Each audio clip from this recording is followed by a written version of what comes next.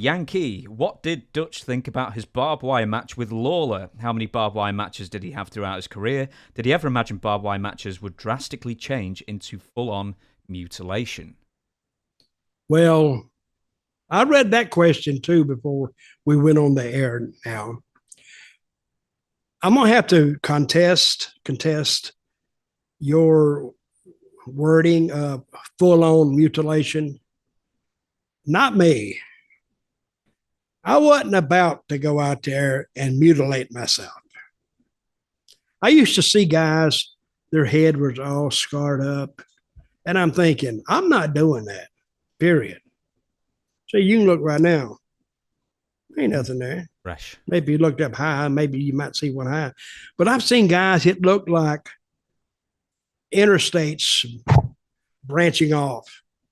I mean, like Abdullah and Carlos Colon and Brody.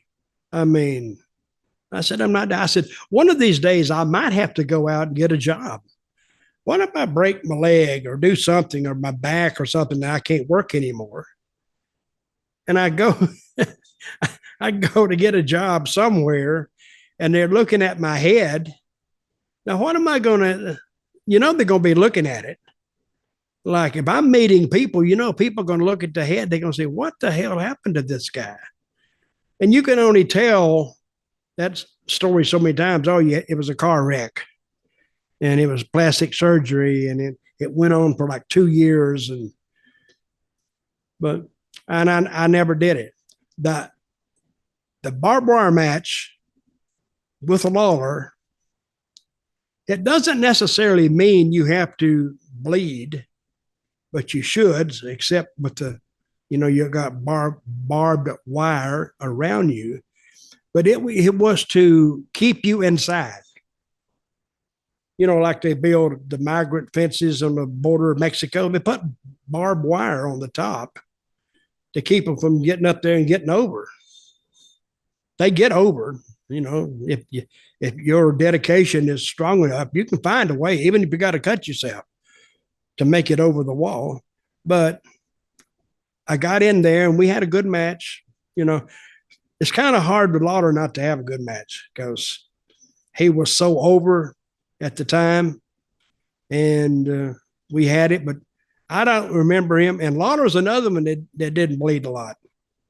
He didn't want to do it either.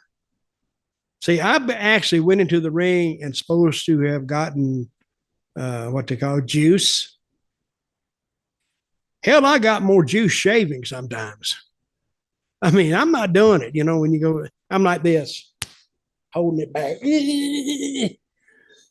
So, and that's the one thing I didn't like about wrestling is that because some guys base their whole career on getting color, getting blood. Carlos Colon bled every time.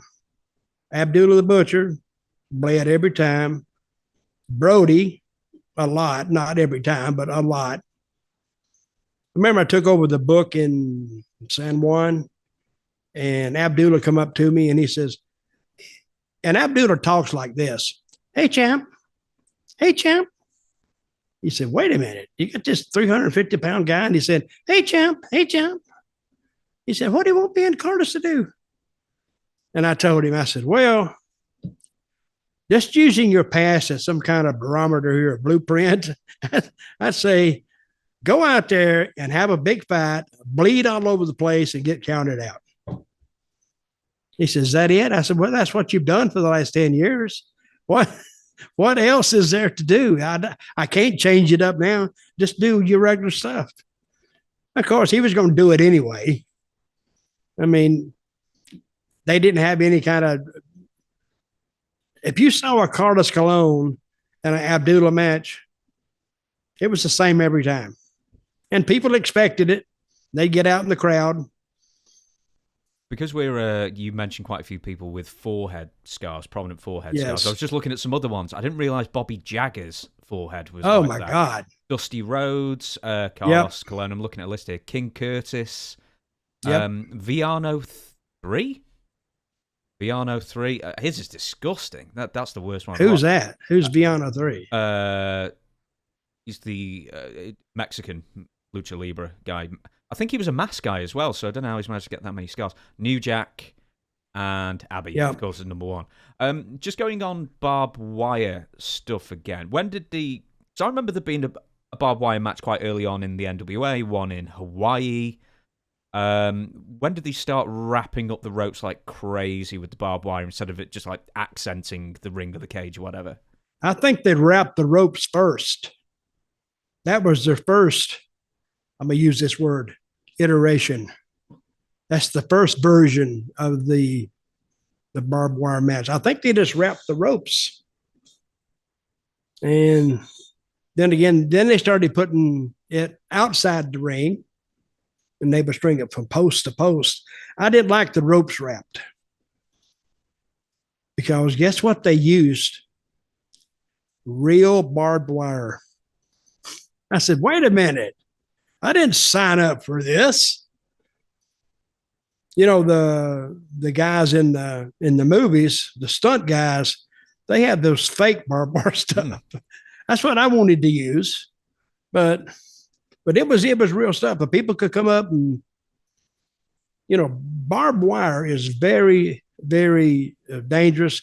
But then later on, they started using what's it called? It's called something else. This is the really sharp stuff. Razor wire. Well, it was sharp. Now, barbed wire may be sticky, but it may not cut you because it was a thick grade of wire. It's pretty thick. But the razor wire, it didn't take much. It would cut you to pieces. There are different grades of barbed wire as well. Else? Say what now? Oh, sorry, I was just going to say there are actually different grades of barbed wire as well, from most penetrating, let's say, to least. There are different versions you can buy, and then razor wire actually has basically like razor blades on the side, so maybe razor wire was wrong there. Yep, and I didn't like any of them. Well, see, I'm very blind. I'm nearsighted, and I couldn't see the wire that much. I knew it was there, but maybe if I got close to it, that's why I tried to stay as far away from it as I could. I never liked those type matches.